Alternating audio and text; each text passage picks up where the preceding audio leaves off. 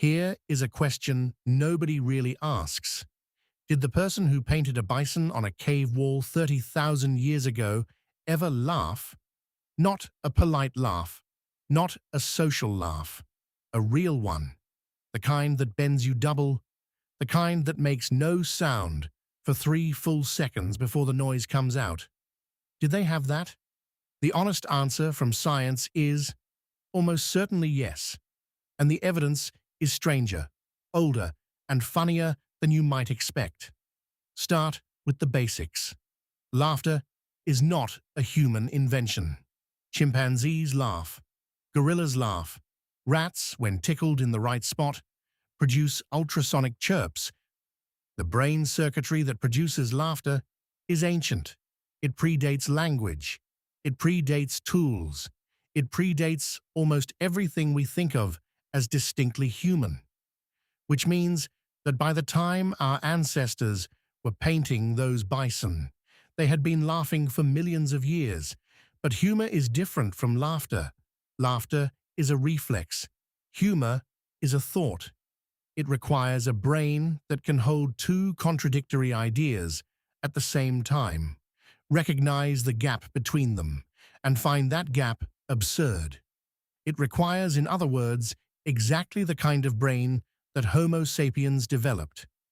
Anthropologist Graham Barker at Cambridge University has argued that the cognitive revolution that gave us art, ritual, and symbolic thinking around 70,000 years ago also gave us the full architecture of human humor.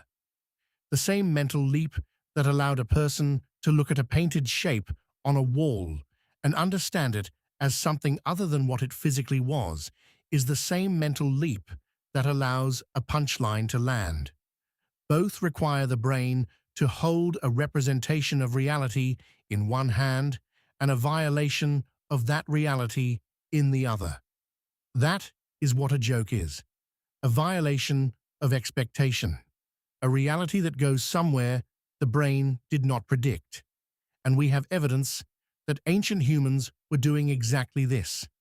The oldest known joke in recorded history dates to ancient Mesopotamia, around 1900 BC. It is a riddle. It was found on a clay tablet. It reads, roughly translated, something which has never occurred since time immemorial. A young woman did not fart in her husband's lap.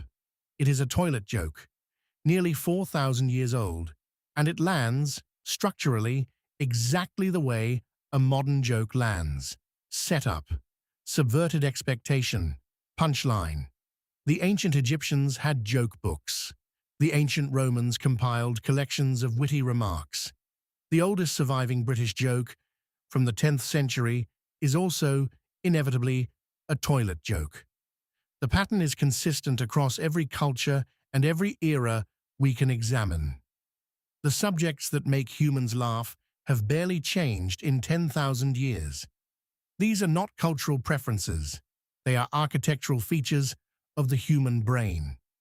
Researcher Matthew Gervais at UCLA, in a paper co-authored with David Sloan Wilson, argued that humor evolved as a social bonding mechanism.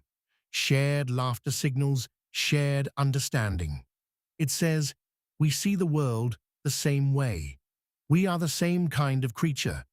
We are safe together. In a small group of early humans, huddled around a fire on a freezing night, someone fell over. Someone else laughed. The person who fell looked at their own situation from the outside, saw what everyone else saw, and laughed too. And in that moment, something happened that no other animal quite manages. They made the gap between expectation and reality into something that brought them closer together, rather than driving them apart. That is a remarkable thing to do. So the next time you laugh at something genuinely stupid, at something that shouldn't be funny but is, at the gap between how life is supposed to go and how it actually goes, know that you are doing something ancient, something that has been happening around fires, in caves, in fields, in markets, in every human gathering since before any of it was written down. The joke is older than writing, older than cities, older than agriculture. It might just be the most human thing there is.